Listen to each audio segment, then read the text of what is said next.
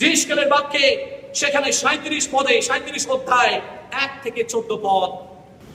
প্রার্থনা করি যেন ঈশ্বর এই বাক্যের মধ্য দিয়ে তার গভীরে প্রবেশ করতে সাহায্য করেন এবং বাক্য যত আমাদের অন্তরে যাবে আমরা প্রকৃত রূপে সূচি হতে পারব। বাক্য ব্যক্তি রেখে কেউ সূচি হতে পারে না এবং বাক্যকে ছেড়ে কখনো আমাদের জীবন পরিচালিত হতে পারে না। খ্রিস্ট বিশ্বাসী জীবনে আমরা সকলেই বিশ্বাস করি যে আমরা খ্রিস্টান নই, কিন্তু খ্রিস্ট বিশ্বাসী। আমরা অনেকেই, খুব দামি কথা, কেউ একজন বলেছিল আমাকে যে পাস্টার, আমরা অনেকেই খ্রিস্টান হয়ে গেছি কিন্তু খ্রিস্ট বিশ্বাসী হয়তো হয়ে উঠতে এখনো পারিনি। কারণ খ্রিস্ট বিশ্বাসী আর খ্রিস্টানের মধ্যে কিছু তফাৎ আছে। আমি রিলিজিয়নের প্রফেসর, রিলিজিয়ন এন্ড ফিলসফির প্রফেসর, এবং সেই কারণে সেই ব্যাপারগুলো নিয়ে শুধুমাত্র খ্রিস্ট বিশ্বাসের মধ্যে আমার জ্ঞান সীমিত নেই। আমি হিন্দু বিশ্বাস থেকে উঠে এসেছি এবং হিন্দু ফিলসফি আমি পড়াই, ইসলামিক ফিলসফি আমি পড়াই, বুদ্ধিস্ট ফিলসফি আমি পড়াই। সুতরাং ধর্ম সম্মেলনেও বার দুয়েক যাদবপুর ইউনিভার্সিটিতে আমি অংশগ্রহণ করেছি 2011-2012। সেখানে ওপেন ফোরামে আমি খ্রিস্ট বিশ্বাসীদের হয়ে আমি বক্তব্য রেখেছি। ওপেন ফোরাম, যেখানে যে কেউ প্রশ্ন করতে পারে। ওপেন ফোরাম, বুঝতে পারছেন? ওপেন ফোরাম মানে মাইক লাগিয়ে, যেখানে ক্যালকাটা হাইকোর্টের মাননীয় ব্যারিস্টার বিশ্বজিৎ পাল মহাশয় সভাপতিত্ব করেন। তার সভাপতিত্বে খ্রিস্ট বিশ্বাস থেকে আমি গেছি, রামকৃষ্ণ মিশন থেকে মহারাজারা গিয়েছিলেন, বৌদ্ধ ধর্ম থেকে মঙ্কসরা গিয়েছিলেন, এরকম বহু সমস্ত লোকেরা গিয়েছিলেন। বলা যেতে পারে এটা একটা ধর্ম মহাসম্মেলন। সেই ধর্ম মহাসম্মেলনে গিয়ে আমরা যখন একে অপরের কথাবার্তা বলছি, তার মধ্যেও আমরা একটা শালীনতা সেখানে বজায় রয়েছে। এবং সেখানে যখন বক্তব্য পেশ করছি তখন সত্যকে তুলে ধরছি, ধর্মকে নয়। কারণ ধর্ম ধারণ করতে পারে, স্বাধীন করতে পারে না। যদি আপনি ধর্মের মধ্যে, আবরণের মধ্যে থেকে থাকেন, যদি খ্রিস্ট বিশ্বাসের আবরণের বা মোড়কের মধ্যে থেকে থাকেন, তাহলে আমি বলবো এখনো পর্যন্ত আপনি স্বাধীন হতে পারেননি। ঈশ্বর বলছেন, আমি আসিয়াছি যেন তোমরা স্বাধীন হও, তোমরা সত্যকে জানো, সত্য তোমাদের স্বাধীন করবে। আর সত্য ধর্ম নয়। তাই খ্রিস্ট বিশ্বাস কোন ধর্ম নয়, এটা দীপ্ত কণ্ঠে আমি বলতে চাই সকলের কাছে। শুধু মণ্ডলীর ভিতরে নয়, মণ্ডলীর বাইরেও আমি বলি এবং বলে থাকি, এইটাই আমার কাজ। সেই কারণে আমি বলছি যে সত্যকে যখন আপনি ধারণ করবেন, আপনি অনেক কিছু থেকেই মুক্ত হয়ে যাবেন। বলুন আমেন। যদি আপনি মুক্ত হতে চান তাহলে সত্যকে ধারণ করুন। আর সত্যকে যখন ধারণ করবেন, আপনার জীবনাচরণ, আপনার চিন্তা ভাবনা, আপনার অনেক কিছুই সংকীর্ণতার ঊর্ধ্বে উঠতে পারবে এবং আপনি সমাজের বুকে, রাষ্ট্রের বুকে আপনি দীপ্ত কণ্ঠে সত্যকে সবার সামনে তুলে ধরতে পারবেন।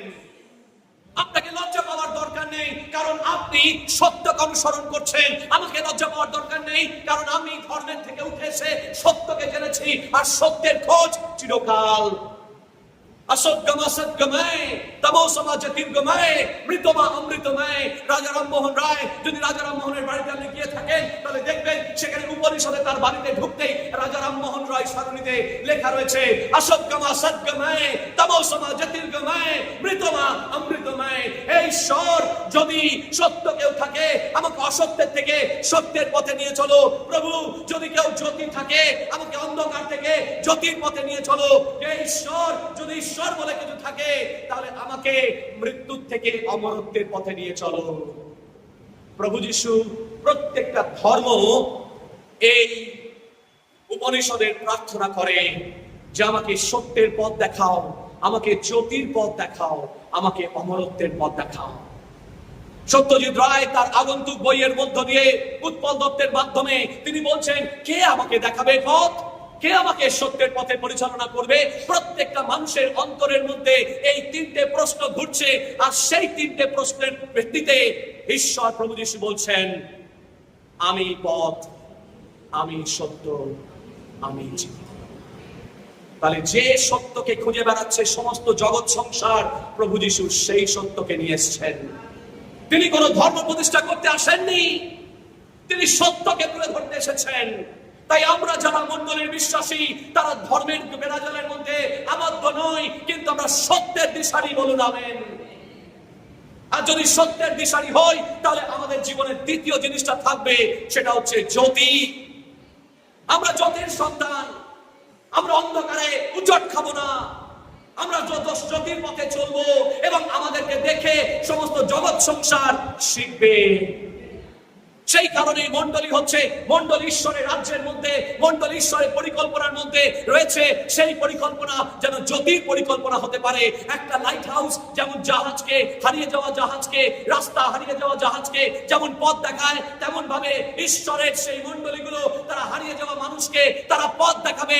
আজকে আমাদের জীবনে এই মণ্ডলীর মধ্যে, ঈশ্বর সেই তার রেখেছেন পরিকল্পনা, সেই ভিশন রেখেছেন, সেই মিশন রেখেছেন। তিনি বলতে চাইছেন, তোমাদের জীবনের মধ্য দিয়ে আমি জগতের মানুষকে পথ দেখাতে চাই। ঈশ্বর তিনি আমাদের জীবনের আলোর ধারা, তিনি পথ দেখাতে চান। সেই কারণে তিনি বলছেন দ্বিতীয় বাক্যে যে আমি জ্যোতি, এবং তৃতীয়তে বলছে জগৎ যেখানে মৃত্যুর পরে শেষ হয়ে যায়, প্রভু যীশু খ্রিস্টের সেই বাণী, একমাত্র বাণী, যেখানে বলছে এই মৃত্যুর পরেও জীবন আছে, বলুন আমেন। সেইটাই আমাদের ব্লেসেড হোপ।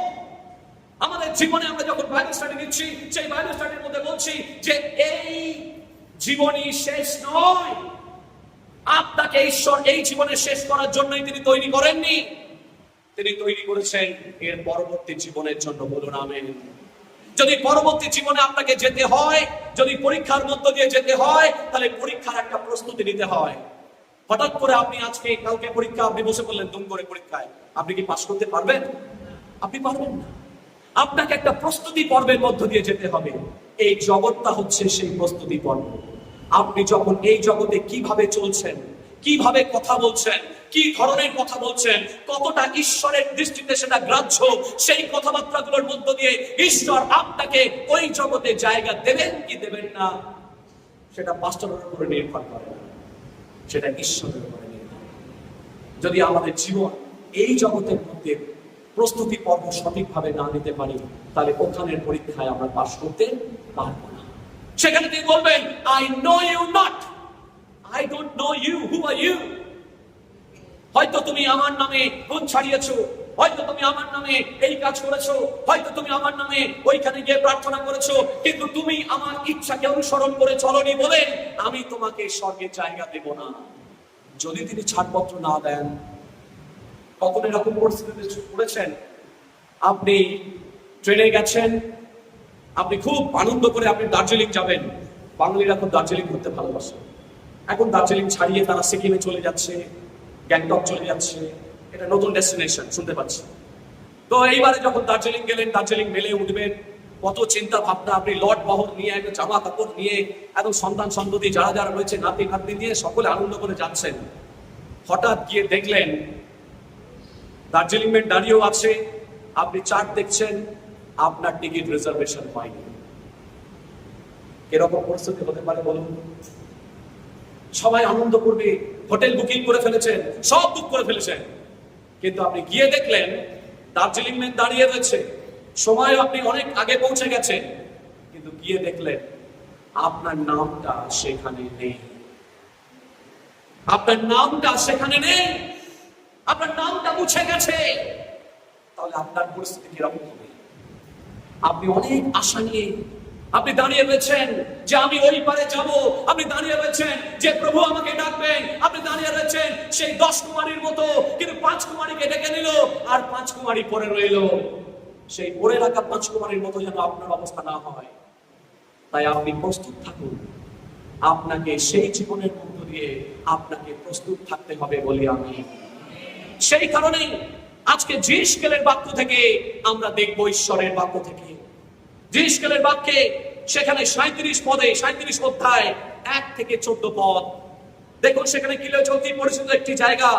কিন্তু আমরা আরেকটি বাদ দেখব সেখানে লেখা হয়েছে সদাপ্রভুর হস্ত আমার উপরে অর্পিত হইল এবং তিনি সদাপ্রভুর আত্মার আমাকে বাহিরে লইয়া গিয়া সমস্থলীর মধ্যে রাখিলেন, তাহা অস্তিতে পরিপূর্ণ ছিল। পরে তিনি চারিদিকে তাহাদের নিকট দিয়া আমাকে গমন করাইলেন, আর দেখো সেই সমস্থলীর পৃষ্ঠে বিস্তর অস্থি ছিল এবং দেখো সেই সকল অতিশয় শুষ্ক। পরে তিনি আমাকে কহিলেন, হে মনুষ্য সন্তান, এই সকল অস্থি কি জীবিত রহিবে? এই সকল অস্থি কি জীবিত হইবে? আমি কহিলাম, হে সদাপ্রভু, আপনি জানেন। তখন তিনি আমাকে কহিলেন, তুমি এই সকল অস্থির উদ্দেশ্যে ভাববানি বলো, তাহাদিগকে বলো, হে শুষ্ক অস্থি সকল, সদাপ্রভুর বাক্য শোনো। প্রভু সদাপ্রভু এই সকল অস্থিকে কথা বলেন, দেখো আমি তোমাদের মধ্যে আত্মা প্রবেশ করাইব, তাহাতে তোমরা জীবিত হইবে, আর আমি তোমাদের উপরে শিরা দিব, তোমাদের উপরে মাংস উৎপন্ন করিব, চর্ম দ্বারা তোমাদিগকে আচ্ছাদন করিব ও তোমাদের মধ্যে আত্মা দিব, তাহাতে তোমরা জীবিত হইবে, আর তোমরা জানিবে আমি সদাপ্রভু।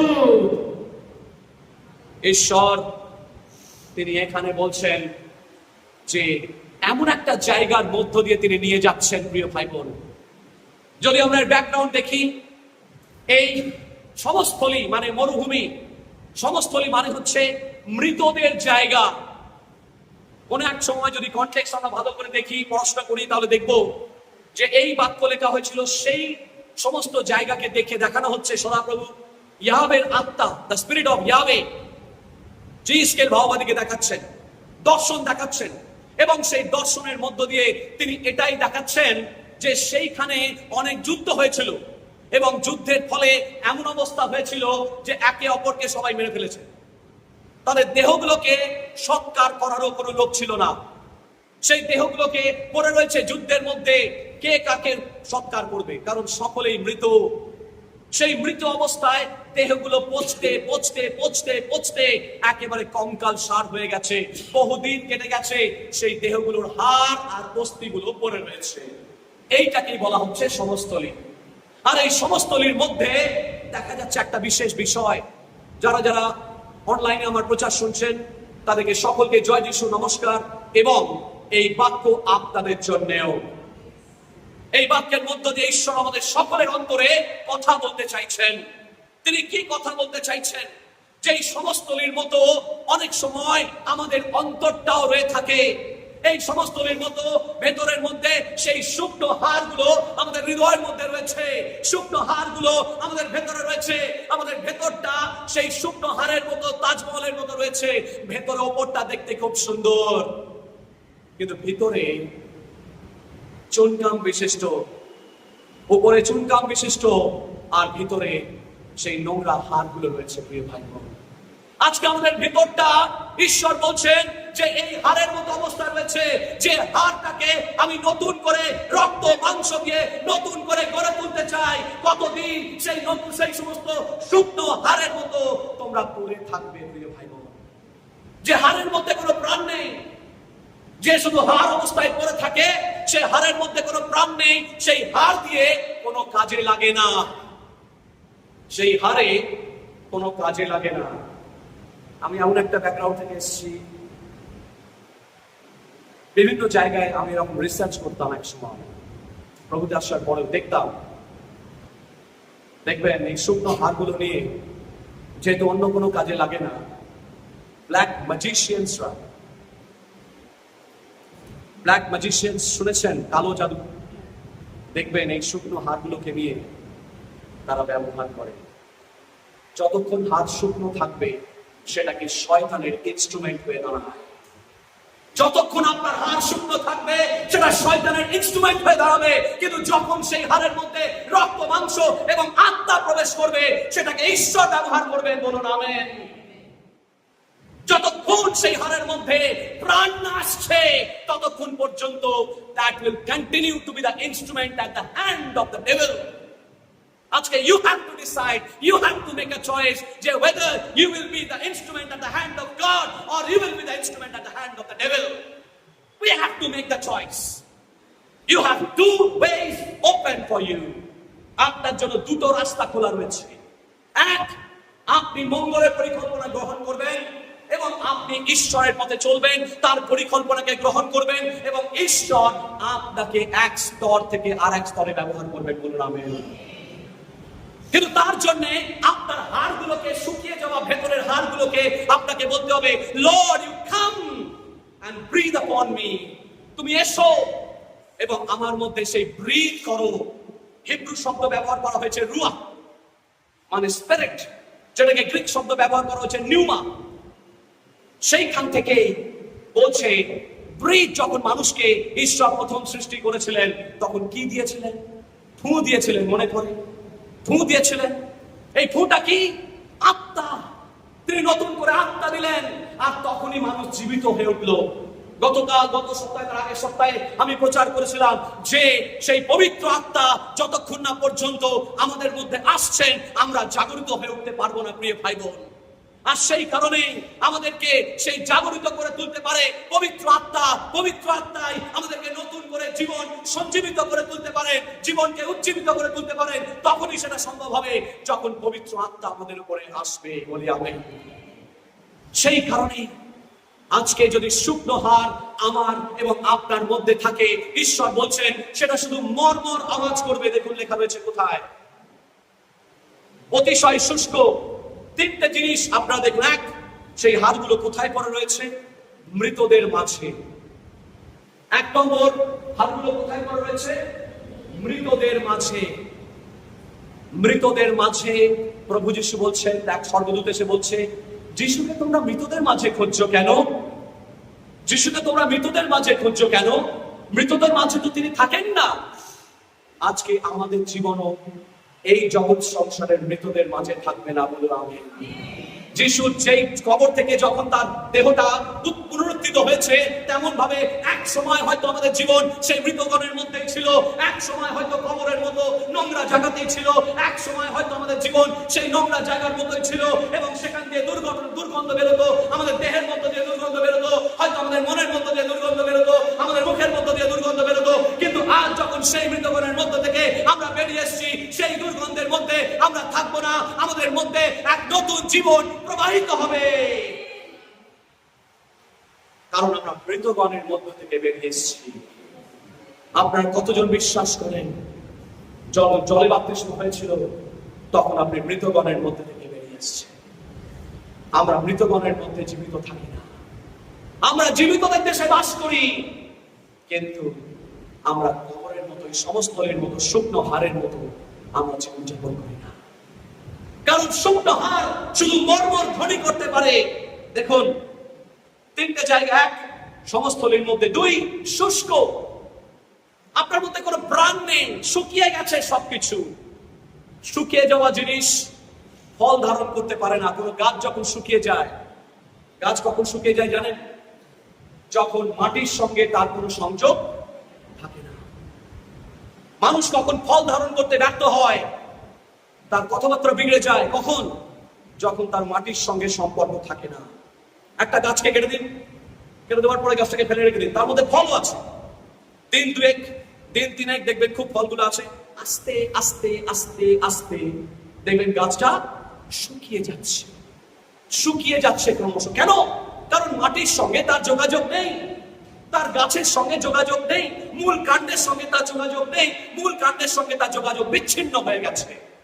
আর বিচ্ছিন্ন হওয়ার কারণে তার মধ্যে সেই রসদ, যেটা মাটির থেকে, মাটির কৌশিক জল, মিনারেল ওয়াটার, যেটা সেখান থেকে গ্রাউন্ড ওয়াটার থেকে উঠে আসছে, সেটা সেখানে ফ্লো করছে না।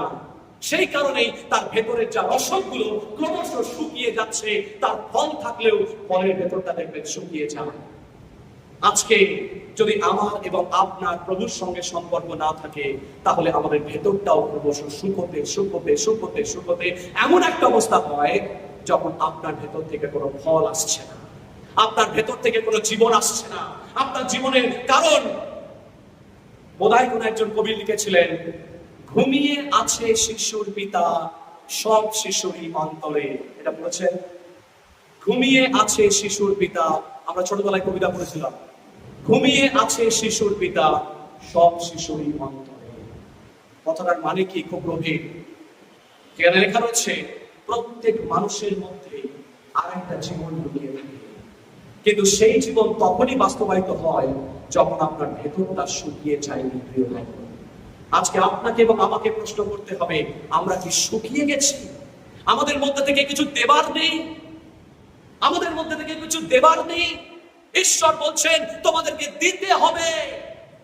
ঈশ্বর বলছেন, যেমন আব্রাহামকে তার বিশ্বাসের পরীক্ষা করে তার সন্তানকে বলেছিল যে তুমি বলি দাও, কিন্তু যখন বলি দিতে যাচ্ছে সেই মুহূর্তে প্রীত হয়ে তিনি বললেন, ক্ষান্ত হও, আমি তোমার পরীক্ষাতে প্রীত হয়েছি। আজকে আপনাকে, আপনার ইচ্ছাকে, আপনাকে, আপনার আকাঙ্ক্ষাকে কিছু সময়ের জন্য ঈশ্বর বলছেন, আমি তোমাকে পরীক্ষা করছি, বলি দাও, আমার রাজ্যের জন্য বলিকৃত হও। সাধু পৌল বলছেন যে আমি নই, no longer I who live but Christ lives in me। আমি নই, আমার মধ্য দিয়ে খ্রিস্ট জীবিত। আজকে সেই কথা বলছেন যে আমরা যেন আমাদের ভেতরে যদি শুকিয়ে যায় তাহলে তো আমরা সেই বলিদান দিতে পারবো না। প্রিয় ভাই, ঈশ্বর যে কাজের জন্য, যে কাজের জন্য তিনি আমাকে ব্যবহার করতে চাইছেন সেই কাজটা আমি করতে পারছি না, কারণ আমার ভেতরটা শুকিয়ে গেছে। আজকে ঈশ্বর বলছেন, তোমরা যদি শুকনো হাড়ের মতো থাকো তাহলে সেই হাড় দিয়ে আমি কিছুই ব্যবহার করতে পারবো না। সেই হাড়টাকে ফেলে দেওয়া ছাড়া, আমি সমস্ত রীতে পড়ে থাকা ছাড়া পরবর্তীকালে সেটাকেই শয়তান ব্যবহার করবে। প্রিয় ভাই বোন, আজকে কতজন চান যে আপনি ঈশ্বরের দ্বারা ব্যবহৃত হবেন? কতজন চান ঈশ্বরের রাজ্যের জন্য আপনি ব্যবহৃত হবেন? যদি চান তাহলে আপনাকে তৃতীয় জিনিসটা করতে হবে। তৃতীয় জিনিসটা দেখুন কি রয়েছে। তৃতীয় জিনিসটা রয়েছে, লেখা রয়েছে কোথায়? বলছে 6 পদে, আর আমি তোমাদের উপরে শিরা দিব, তোমাদের উপরে মাংস উৎপন্ন করব, চর্ম দ্বারা তোমাদিগকে আচ্ছাদন করিব, তোমাদের মধ্যে আত্মা দেব, তাহাতে তোমরা জীবিত হইবে, তোমরা জানিবে যে আমি সদাপ্রভু বলি। আমেন। আজকে যদি আপনি শুকনো হয়ে গিয়ে থাকেন, যদি মনে হচ্ছে আপনার ভেতরে সবকিছু শুকিয়ে গেছে, আপনার শুকনো জায়গা নিয়ে আপনি কিছুই করে উঠতে পারছেন না, তাহলে প্রভু বলছেন আপনি পবিত্র আত্মার কাছে আসুন। পবিত্র আত্মা সেই শুকনো জিনিসটাকে আবার পুনরুজ্জীবিত করবেন। যে ঈশ্বর তিনি মৃতগণের মধ্য থেকে লাসারকে বের করে এনে আবার নতুন করে জীবন দিতে পারেন, যে ঈশ্বর আপনাকে রোগের হাত থেকে তিনি বাঁচিয়ে আপনাকে পুনরুজ্জীবিত করতে পারেন, যে ঈশ্বর চরম অভাবের মধ্য থেকে বের করে আপনাকে অর্থ দিয়ে আপনাকে নতুন পুনর্প্রতিষ্ঠা দিতে পারেন, সেই ঈশ্বর তিনি আপনার শুকনো হাতকে নতুন করে পুনর্জীবিত করতে পারবেন। আজকে আপনি ঈশ্বরের কাছে মাথা নিচু করে দাঁড়িয়ে বলুন, প্রভু আমাকে নতুন করে শক্তি দাও। আমি শুকিয়ে গেছি ভেতরে ভেতরে, জগৎ সংসারের সমালোচনা শুনতে শুনতে আমার ভেতরটা শুকিয়ে গেছে। আমার শ্বশুর বাড়ির তাড়না টানা শুনতে শুনতে আমার ভেতরটা শুকিয়ে গেছে। আমার মণ্ডলীর লোকের কথা শুনতে শুনতে আমার ভেতরটা শুকিয়ে গেছে। আমার বুঝতে পারছি না প্রভু, আমার ভেতরটা এত শুকনো হলো কি করে, অথচ একদিন আমি এত শুকনো ছিলাম না। কিন্তু প্রভু বলছেন সেই শুকনো জায়গাকে আবার নতুন করে আমি রস দেবো, আবার নতুন করে আমি রস প্রবাহিত করব, আবার নতুন করে তোমাদের জীবনে জীবন প্রবাহিত করব, কারণ আমি পথ সত্য জীবন। সেই জীবনের ঈশ্বর আমি। সেই জীবনের সঙ্গে যারা জীবন মেলাবে সেই জীবন কখনো খালি হতে পারে না। প্রিয় ভাই, যদি আপনি জিনিস খেলেন 47 অধ্যায় দাকিবের আগে আমি প্রচার করেছি সেখান থেকে, কিন্তু সেই জায়গাটা ঈশ্বর তার একবার বলতে বলছেন। সেখানে সেই নদী, যে নদী ক্রমশ পূর্ব দিক থেকে দক্ষিণ দিক থেকে পূর্ব দিকে গিয়ে গিয়ে গভীর থেকে গভীরতর হতে হতে মরুভূমির মধ্য দিয়ে গিয়ে আরাবা সাগরে পড়ছে, এবং সেই আরাবা সাগরের জল ছিল ঘোলাটে। নদীর জল সাধারণত ঘোলাটে হয়, সাগরের জল কিন্তু ঘোলাটে হয় না। কিন্তু এখানে উল্টো ব্যাপার। আপনি যদি দেখেন নদীর জল সবসময় ঘোলাটে। যদি আপনি কন্যাকুমারীতে গিয়ে থাকেন তাহলে নিশ্চয়ই দেখে থাকবেন, গান্ধী টেম্পলের উপরে উঠলে দেখতে পাবেন 3টে সাগর একেবারে ডিস্টিংক্টলি ক্লিয়ার ওয়াটার, এবং তার আলাদা আলাদা রং। আরব সাগরের জল, ভূমধ্য সাগরে ইন্ডিয়ান ওশান, ভারত মহাসাগর, এবং বে অফ বেঙ্গল, বঙ্গোপসাগর, এই 3টে জলের কালার একেবারে ডিস্টিংক্টলি ক্লিয়ার এবং ভীষণ ডিস্টিংক্ট, পরিষ্কার, একদম পরিষ্কার বোঝা যাচ্ছে দূর থেকে।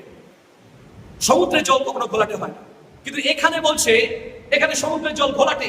এবং যখনই সেই নদী, যে নদীটা ঈশ্বরের গর্ভগৃহ থেকে বেরিয়ে আসছে, যে নদীটা সেই গর্ভগৃহ থেকে বেরিয়ে এসে সমুদ্রের জলে পড়ছে, আর যখনই নদীর জল সমুদ্রের জলে গিয়ে পড়ছে, সেই ঘোলাটে জল ক্রমশ কেটে যাচ্ছে।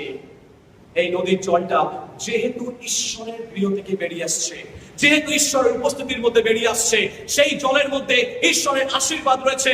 আর সেই জল যখনই ঘোলাটে জলের মধ্যে পড়ছে, ঘোলাটে জল তার কেটে যাচ্ছে। যখন সেই অস্থিরতা রয়েছে, সেই অস্থিরতা কেটে যাচ্ছে। প্রিয় ভাই বোন, যদি আপনার এবং আমার জীবনে কোনো অস্থিরতা থেকে থাকে, যদি মনে করছেন আপনার জীবনে অস্থিরতা রয়েছে, তাহলে ঈশ্বরের আত্মাকে সেই নদীর মতো আপনার জীবনে আপনি অ্যালাউ করুন। তখন দেখবেন আপনার এবং আমার জীবনের যে ঘোলাটে জল, সেটা কেটে যাবে, সেটা পরিষ্কার হয়ে যাবে। আপনি বুঝতে পারবেন আপনার জীবনে ঈশ্বরের পরিকল্পনা কি রয়েছে, আপনি বুঝতে পারবেন আপনার জীবনে ঈশ্বর কি করতে চাইছেন, এবং আপনার জীবনে যে অস্থিরতা, সেটা কেটে যাবে। আজকে প্রিয় ভাই বোন, আপনাকে ঈশ্বর দুটো পথ, ঈশ্বর সব সময় পথ দেখান। তিনি বলছেন আমার জীবনে কি পরিকল্পনা রয়েছে। ঈশ্বর বলছেন তোমার জীবনে আমার পরিকল্পনা রয়েছে, আশীর্বাদের পরিকল্পনা, মঙ্গলের পরিকল্পনা। আপনাকে হাঁটু গেড়ে প্রভুর কাছে বলতে হবে, প্রভু তুমি আমার জন্য কি রেখেছো। কারণ একমাত্র সৃষ্টিকর্তাই বলতে পারেন তার সন্তানের জীবনে তিনি কি পরিকল্পনা রেখেছেন। আপনার জীবনে আপনি হয়তো ভাবছেন এইটা পেলেই আমার জীবন ধন্য হয়ে যাবে, কিন্তু ঈশ্বর বলছেন এটা থেকেও আমি নতুন কিছু তোমার জীবনে কাজ করতে চাই। আমাদের দৃষ্টি সীমিত, আমাদের দৃষ্টি সীমিত। দেখুন, আমাদের দৃষ্টি ওই পাঁচইটার পরে কি আছে আমরা কিন্তু দেখতে পাচ্ছি না, কিন্তু যিনি উপরে আছেন তিনি এই অংশটাও দেখতে পাচ্ছেন, ওই অংশটাও দেখতে পাচ্ছেন। কিন্তু আমরা এখান থেকে এই পাঁচইটার বাইরে কিন্তু আমরা দেখতে পাচ্ছি না। Beyond this world we cannot C.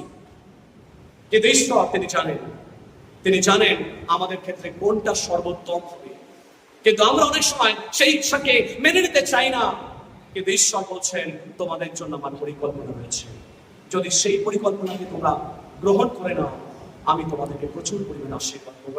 আমি বলবো ভাই, উদ্যোগে গিটারটা আমাকে দাও। আমি একবার বলেছিলাম, উদাহরণ আরেকবার বলতে চাই, হয়তো সেদিন হয়তো অনেকে উপস্থিত ছিলেন না, কিন্তু আজকে ঈশ্বর আমাকে আরেকবার গাইড করছেন এই উদাহরণটা দেখানোর জন্য।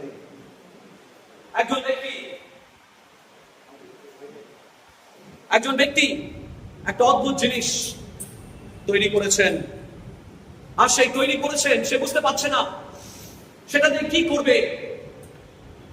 আর যে ব্যক্তি তৈরি করেছে সে সেই জিনিসটাকে নিয়ে খেলা করছে। তার ভাইপো বুঝতে পারছে না এটা কি জন্য তৈরি হয়েছে, তার দাদা বুঝতে পারছে না এই যন্ত্রটা কিসের জন্য তৈরি হয়েছে, কেউ বুঝতে পারছে না। শুধু সেই ব্যক্তি যে জিনিসটা তৈরি করেছে সেই জানে, তাই সেটা নিয়ে বাজাচ্ছে, সেটা নিয়েই করে রয়েছে। কিন্তু কিছুক্ষণের জন্য সেই ব্যক্তি জিনিসটাকে মাটিতে রেখে কিছু একটা কাজে গেল, আর সেই সুযোগ দিয়ে তার ভাইপো ভাবলো, বাহ, কাকা তো দারুণ জিনিস তৈরি করেছে, এটা তো ভালো ক্রিকেট ব্যাটের মতো, এটা নিয়ে একটু ক্রিকেট ব্যাট খেলি। ক্রিকেট খেলতে শুরু করলো, কিছু সেই জিনিসটাকে নিয়ে ক্রিকেট খেলতে শুরু করলো। যখন ক্রিকেট খেলছে তখন তার বাইরে চোর ধরা পড়েছে, সবাই বলছে চোর চোর চোর, মার মার মার। চোর দেখলে আবার সকলে হাত পিস করে মারার জন্য। এবার তখন মারতে চলে গেছে, হাতের কাছে কিছু পাচ্ছে না, কি পাবে, হাতের কাছে এই একটা যন্ত্র ছিল, যন্ত্রটাকে নিয়ে মার মার মার মার করে মারতে চলে গেল। সেটা নিয়ে মারছে মারছে মারছে, কিছুক্ষণ পর সেই কাকটা সেই বাচ্চাটি বাড়িতে ফিরে এসে বলছে, আরে আমার জিনিসটা কোথায় গেল। তার ভাইপো বলছে, আরে আমি ওখানে ক্রিকেট খেলছিলাম, তারপরে বাবা একটা চোর চোর ধরে মারতে গেছে ওটা নিয়ে। তখন সেই ব্যক্তি বলছে, হায় হায় হায় হায় হায়, যদি তোমরা জানতে এটা কি উদ্দেশ্যে তৈরি হয়েছে। তখন সেই ব্যক্তি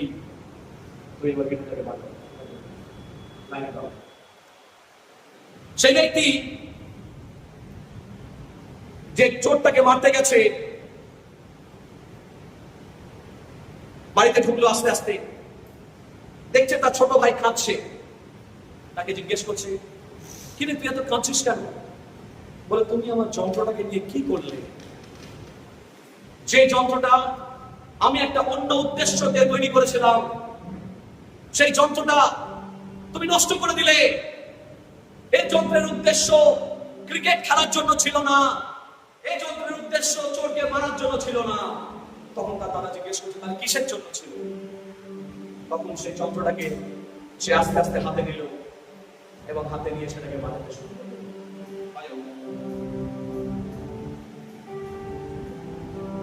যে যন্ত্রের যা ব্যবহার এবং যার হাতে সেটা বাজবে, তার হাতে যখন দেওয়া যায় এবং সেই প্রপার উদ্দেশ্যে যদি ব্যবহার করা যায়, তবে সেইখান থেকে প্রকৃত সুর বেরিয়ে আসবে। বলো না, আপনি জোর করে ওটাকে নিয়ে ক্রিকেট খেললে মোটেই কিন্তু সেটা ভালো হবে না। ওটার উদ্দেশ্য ক্রিকেট খেলার জন্য নয়, ওটার উদ্দেশ্য যদি আপনি বলেন ওটাকে অস্ত্র রূপে ব্যবহার করে কারোর মাথায় মারবেন, যিনি নির্মাণ করেছিলেন ওটাকে অস্ত্রের জন্য ব্যবহার করেন। দ্বিতীয় বিষয়, যদি আপনি আপনার জীবনে যদি উদ্দেশ্য না জানেন, যদি আপনি গিটারের মতো হন, যদি আপনি গিটারের মতো হয়ে থাকেন, তাহলে যদি আপনি উদ্দেশ্য না জানেন, আসলে ঈশ্বর যিনি আপনাকে নির্মাণ করেছেন তার হাতে যদি না পড়েন, তাহলে কেউ আপনাকে ভুল ভাবে আপনাকে ক্রিকেট ব্যাটের মতো খেলে দেবে। কেউ আপনাকে অস্ত্র রূপে ব্যবহারও করবে, অস্ত্র রূপে ব্যবহার করবে আপনাকে। যদি আপনি আপনার জীবনের উদ্দেশ্য না জানেন, আপনাকে যদি সত্যিকারের আপনার জীবন থেকে সুর বেরিয়ে আসতে হয়, তাহলে সৃষ্টিকর্তার হাতে চলে যান, যে যন্ত্রটাকে সৃষ্টি করেছে। আমি যদি আমার মতো করে তৈরি করি, আমি পারবো না, আমাকে সৃষ্টিকর্তার হাতেই ফিরে যেতে হবে। আমি গিটার বাজাতে জানি না, তাই আমি কিন্তু গিটারটা বাজাইনি। যার হাতে সুর খেলবে, যার হাতে সুর আছে, আমি তাকে দিয়েছি গিটারটা বাজাতে। তখনই সেখান থেকে সুর বেরিয়ে আসবে। যদি আপনি আপনার জীবনের সুর বার করতে চান, যদি আপনি চান আপনার জীবনের প্রকৃত সুর বেরিয়ে আসুন, তাহলে সদাপ্রভুর হস্তে ফিরে যান, সদাপ্রভুর হস্তে ফিরে যান। আমি আপনাকে চ্যালেঞ্জ করে বলতে চাই, আপনার জীবনে যে সুর হারিয়ে গেছে, সেই হারানো সুর ঈশ্বর আপনাকে ফিরিয়ে দেবে। বলুন আমেন। উত্তম কুমারের একটা সিনেমা আছে, হারানো সুর। আজকে সেই হারানো সুর যদি আপনি আপনার জীবনে সেই ছন্দ ফেরত পেতে চান, তাহলে আপনি সদাপ্রভুর হাতে ফিরে যান। দেখবেন আপনার হারানো সুর আবার নতুন করে বেজে উঠবে, আবার নতুন করে বেজে উঠবে। একটা গান গাইবে, এই মুহূর্তে আমরা চোখ বন্ধ করি,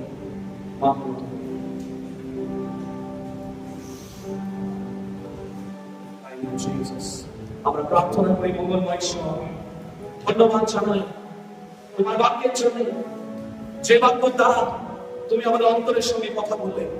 ধন্যবাদ জানাই বিশেষ করে যারা অনলাইনের মাধ্যমে যারা দেখছেন প্রভুকে আজকের এই পর্ব এবং আজকের এই বাক্য, প্রত্যেককে তুমি আশীর্বাদ যুক্ত করো, প্রত্যেককে প্রভু আশীর্বাদে ভরিয়ে দাও এবং তোমার এই বাক্য তাদের অন্তরে অনুরণিত, তোমার গৌরব এই বাক্যের মধ্যে দিয়ে ছড়িয়ে যায়।